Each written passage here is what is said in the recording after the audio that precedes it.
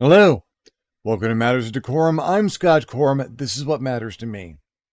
I've got a unique problem in my life. A few years back, I did a video about how I really needed to work on losing weight. I had a real problem with my weight before my cancer, and it was just something I always struggled with, having to find a way to shed pounds. Got a problem now that's pretty much exactly the opposite. Um, with the health issues, with the cancer treatments and ongoing things, and particularly with the cardiac incident I had a little while ago in August, I'm losing too much weight. Never thought it would be an issue that I would have in my life, but I am. Well, I check 3 times a week because I have to weigh myself going into dialysis. Those weights are in kilograms. I'm hovering around 90 kilograms, just under 200 pounds, which it sounds like it's a good weight to be at. It's not for me. I need a little extra weight on me. Couple of reasons, not the least of which is people who carry a little extra weight tend to live longer on dialysis. That something to do with having extra stores of energy and whatnot. You just get a little bit more buffer there. Also, I get cold a lot. I don't have the insulation that my body's used to having. I need to put on weight. So it doesn't seem like a terrible time to talk about food and games again, because this is one of my favorite things. Is not just food and games, the act and process of imagining food. Once again, if I have a scene in a game where everyone's sitting down to a meal or there's something that's going to be food related, if I do not make the people at the table hungry, I'm doing my job wrong. Because I am, as a game master, responsible for all of the senses that the characters being played at that table experience, their sight, their smell, their taste, their sound, their feet, their touch. When I have an opportunity to put a meal in front of them, or even to describe some food stuff in that world, I really need to make that something that engages those senses, that works their way in there, that adds to the reality of the game, adds to the verisimilitude.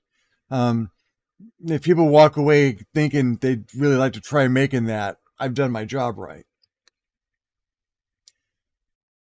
And it's an exercise I've done with a number of people. I like to sit down and just kind of riff on recipes, see if there's a way I think you could make something new or different. It's not unlike when people ask me for gear in games, or they go to a new location. It's an opportunity for me to fill their senses with something, and for me to come up with something brand new off the top of my head. A new kind of gun, or a new kind of ammunition, or a new kind of vehicle, a magic spell no one has ever seen before, a special magic item. All these things that just I get to exercise that rampant creativity that the ADHD kind of rushes ahead. And one of my favorite places to exercise that is with food. I'm running at least one game right now where Gelt is an NPC, and I always feel more in touch with my domestic sciences than when I am playing Gelt in some way, shape, or form.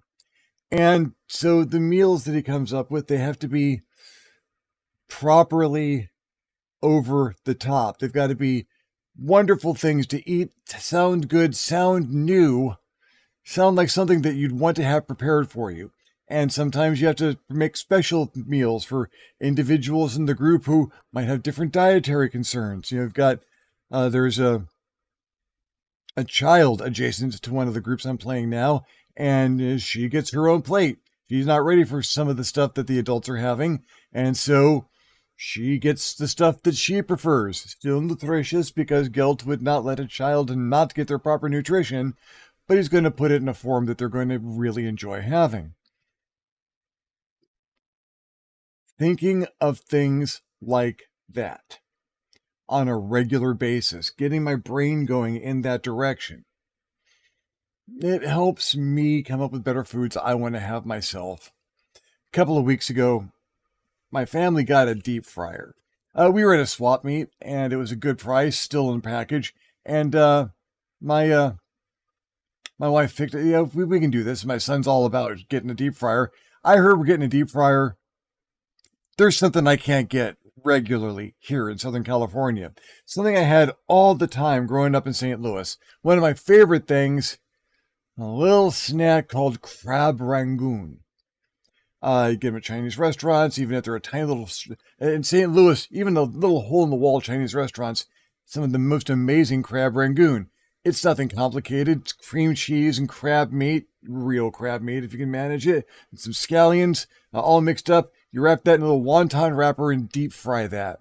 And so you get that crunchiness on the outside, a little bit of, you got to salt it afterwards, obviously. Anything you deep fry, either salt or sugar when it comes straight out of the oil. But you get that crunchiness and that unctuousness of the wonton wrapper that's been deep fried. And so it's crunchy, crispy, and then that creaminess on the inside with the richness of the crab and that little bit of the scallion in there coming in and just finishing the flavor.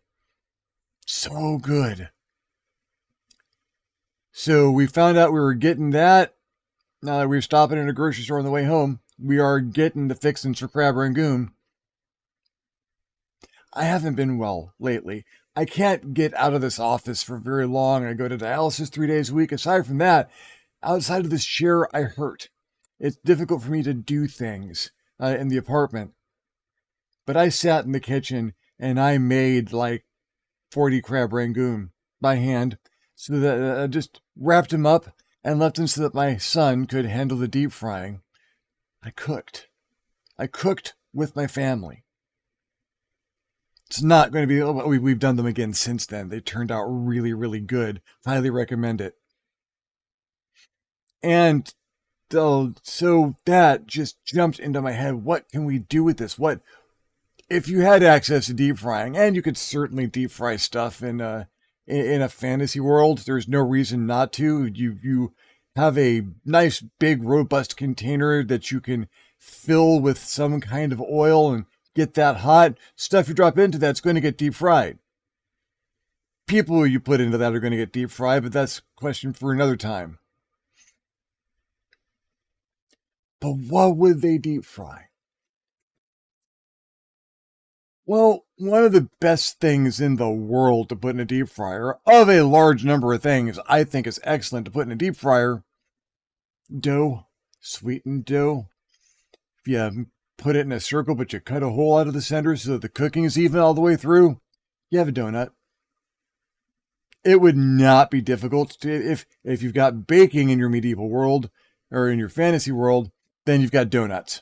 Easy enough. And donuts are portable. They travel pretty well. They're calorie dense. So someone who's on city watch, absolutely. Grab a couple of donuts for breakfast? Sure. Cup of coffee? Yeah. Coffee, obviously. My fantasy worlds have all the coffee because I like me some coffee. And if they don't have coffee, something that serves the purpose. Tea is always a relatively good substitute when you're looking for your fantasy beverages of choice.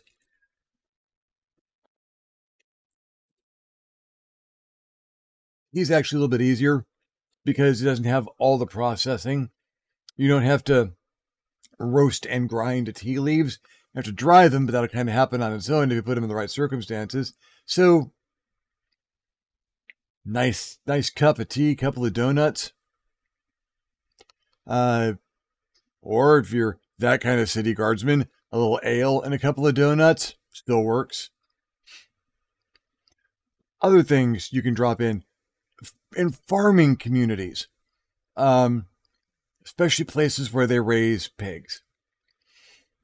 When you get that appreciation for how valuable the pig is from snout to tail, the whole thing, you don't want to let any of that pig go to waste.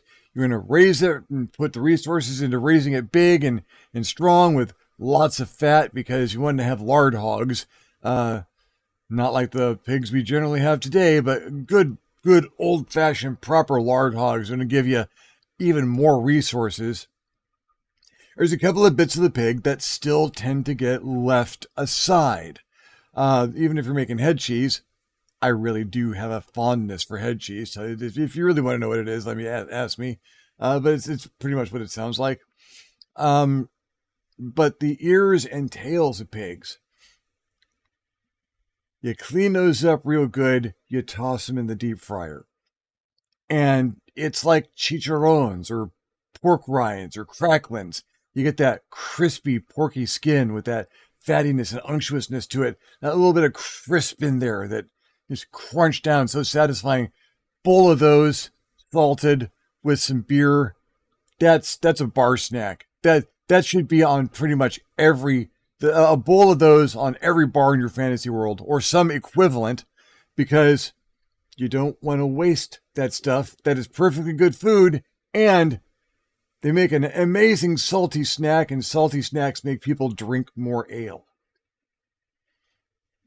It behooves the bartender to head down to the to the butcher, ask him if he's got any spare, drop a couple of coppers, pick up a big bag of ears and tails from the past couple days, take him back to the bar, chuck him in the oil. Throw a handful of salt over the whole thing. Once it comes out, you got bar snacks for a couple of days. People are going to come to your bar specifically because you made those for your bar. And you don't charge no one for them. What they cost you, a couple of pennies, a little bit of oil, some thyme and salt. Mostly stuff you had around anyway. You could throw those in some oil that you use to cook another couple of things, because that doesn't need to be the freshest oil to get the pig's ears not properly crispy. And people are still going to be eating those and ordering another ale, because now they're kind of thirsty. You've been drinking for a little while, you could use a little something salty, a little something crispy to keep your mouth busy. Oh, look, right there. Endless cycle. Good business. I've talked about bar food in fantasy worlds before, and this is kind of where that comes in. Tortillas are not difficult to come up with. If you've got something like grain that you're pounding down into a flour, whether it's wheat or corn, you're making some kind of flour out of it. It's just a couple of ingredients more, a little water, maybe some oil. Pound that super flat, throw it on a heat source. You got a tortilla or a flatbread. And you take a tortilla, cut that up. Yeah, chips. You could have chips in your fantasy world. Potatoes, mash them, stomp them, put them in a stew. Potatoes, one of the best things in the world to throw in a deep fryer. Chop them up a little bit first. You ever that kind of guy? Whether you make them into chips or fries or whatever, it's steak fries. That's a nice coarse, rough chop. You throw them into some oil, go until they're golden brown, salt them as soon as they come out.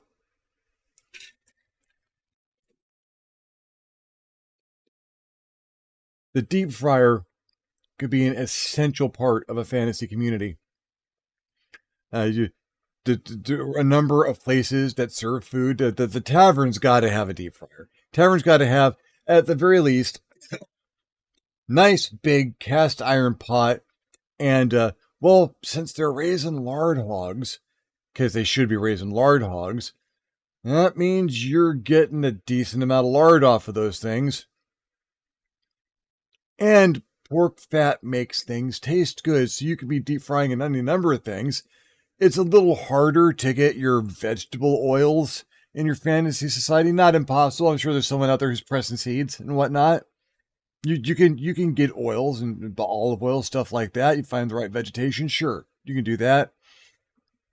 Meat-based oils are a lot easier to get your hands on because you're already cutting up the animals, and you don't just want to throw that fat out now, do you? You can't throw that. So your pork fat and your beef tallow become amazing things for deep frying things in French fries fried in deep tallow. Never in beef tallow. One of the great joys of the world. And you talk about other chickens have a little bit of fat, which is another one of the best things. You cook that chicken down. You put you have a chicken. You cut up the carcass. You cut up the bird. You put the carcass in a pot.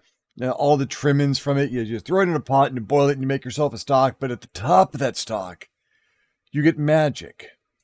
You get something called schmaltz, which is the chicken fat that gets rendered out of that carcass by the boiling water, and it congeals on the top because it floats. It's more buoyant than the water. Don't you dare ever throw schmaltz away, because that is immediate flavor, instant unctuousness to any dish. It'd take you a while to get enough to deep fry something in, but it's nice to have around as a little accent. Duck fat. Oh my God. Duck fat's one of those gourmet fats that adds so much incredible flavor and depth to things.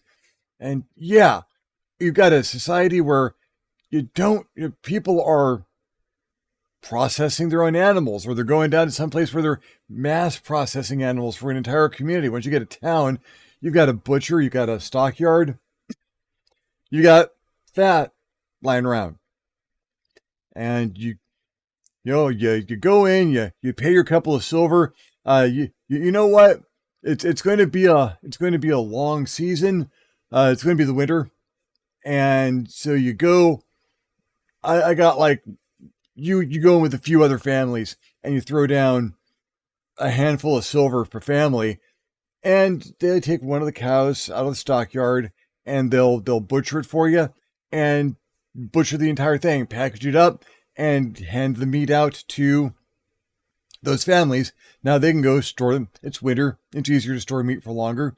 Maybe have some of it fresh, salt the rest. And oh yeah, that's going to produce an awful lot of tallow. It's going to be a lot of fat there. Oh yeah, you get that too. You might throw in a little bit extra so you get a bigger portion of the fat. Or you talk other people out of the fat if they're not as savvy as you are. And so now you can fry some things in tallow. Probably got a lot of root vegetables. Root vegetables keep really, really well, especially in winters. You keep them someplace dry and cool. Root cellar. And now you've got beef tallow and root vegetables. It's because it's not just potatoes and your rutabagas and carrots and whatnot. And yeah, winter starts to get a little bit long. The kids are looking like they're a little long in the face because they've been eating that same conserving food meal for the past month or so.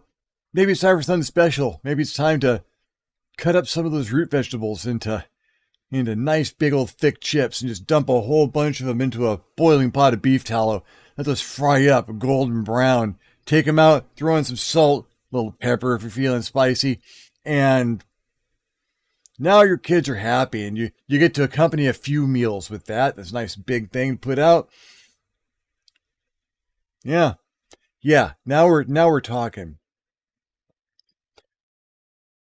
Folks can deep fry at home. You got the bakery's got to have the deep fryer so they can do the donuts and the other fried breads.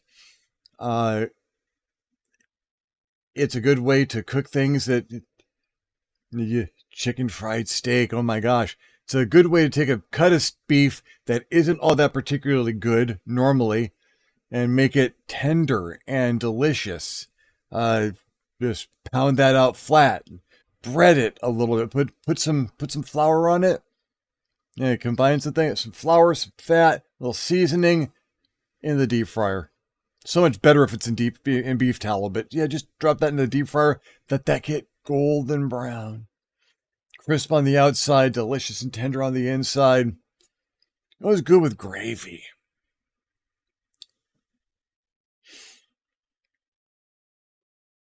So yeah, I'd be a big advocate for including deep frying in a number of there are very few societies where you couldn't do some form of that. You have a society that has less emphasis on meat. A lot of elven societies are pictured as practically vegetarian, but you can still get some good out of that. You can still, again, you can press seeds, and there are some vegetables that are really high in fat content that you can press and get an oil out of. A little more labor intensive, but you can absolutely make vegetable oils happen. And vegetable oils are also sometimes better for deep frying than the fats. And those root vegetables still work perfectly well. Maybe you have your own versions of baked goods that some of those just astonishing variety that lends to the kitchen. Those extra textures, that extra flavor, those extra ways to carry the calories from the kitchen to the people who need to have them. I don't see many places where you couldn't and wouldn't employ some form of deep frying.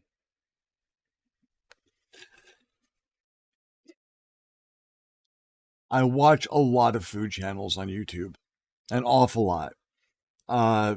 Sorted, Jolly, Binging with Babish, Townsend's, Tasting History. Amazing stuff. If you watch the Townsend's channel, which mostly highlights cooking from the Revolutionary War era, deep frying comes in an awful lot. And there's some recipes they've done on there. Now, onion rings from the Revolutionary War. They look amazing. There's Parmesan in the batter. I gotta try that. I absolutely have to try that. But you get this perspective of how important the food is. Everyone's got to eat. Everyone's got to eat, and everyone's got to, and eating, it's a process. You can have people who are just fueling themselves. I don't want to get hungry. I've got work to do. Give me something that's going to stop me from being hungry so I can go work. Nothing wrong with that. But then you've got people who really get to enjoy their food. Someone who's a good cook, worth their weight in gold, especially in the fantasy world, because you can take that stuff that is just fuel and turn it into something that people eat not just because they don't want to get hungry, but because they like it. Because they develop a preference for food that tastes like that they like that burst of flavor, the spices, the acidity and the savoriness and the sweetness and the unctuousness, the way the fat rolls around their mouth and the way things crunch between their teeth.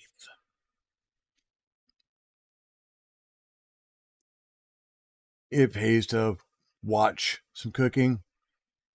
I may have spent a little bit too much time watching cooking videos, but I can't stop now. I'm too busy watching cooking videos.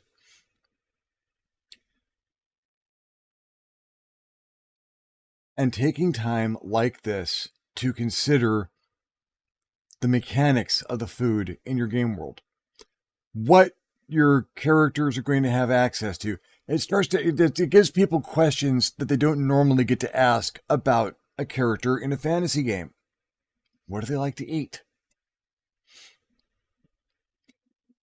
Sometimes it's questions like that take the character and takes the player's mind and throws it down a hallway and says, okay, here is a question I want to know about your character. What do they like to eat? You go to a restaurant, there's a pretty wide menu. What kind of stuff are you looking for? What do you want to have? Yeah, you're at the market. There's all kinds of food here. What do you buy so that you folks can eat tonight? What does your character like to eat? That opens doorways.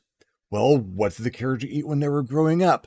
What did the character like? What did the character not like? Did the character have a really bad experience with food? Was there an experience in their life that was so amazing around some kind of food that they'll go out of their way to get it? Do they always have a pocket full of candy just in case they need a quick burst of energy? Or do they get that endorphin rush from the sweetness and it helps them get over a bad moment? Are they trying to kick another habit? So instead of having a fantasy world equivalent of a cigarette, I mean, they've been smoking a little bit too much of the pipe, or they've gotten used to these cigar-like things that are just polluting the air around them, and everyone's telling them to got to stop it. Well, what do? Well, if you have a little something to eat, get a little piece of hard candy in your mouth or something, that'll just help you not even think about it anymore. Think of all the character background, all the character story that flows from what the character likes to eat and why. It's not something that you're likely to think about during character creation. It's probably one of the last things you're going to think about during character creation, if it even comes up. Are they effective in combat? Do they have the right spells? Is the equipment that they have going to complement their actual abilities? Do they have the skills I need them to have? Are they going to be able to hit successes more often than not? And then you get to history and background. What do they wear? How do they dress? What experiences they have in the past that shaped them? What point do you get to what do they like to eat? You take the time for that eventually. Eventually, the game master can throw that out there if they want to get a little bit more something out of those characters. If they want to interrogate the players a little bit without interrogating the players. You can find out about a character's childhood by starting with, so, what do you like to eat? Have you been eating that for long? Is that an old childhood favorite? Did one of your parents make that for you? Pancakes, waffles, bacon. Bacon goes great in the deep fryer, by the way.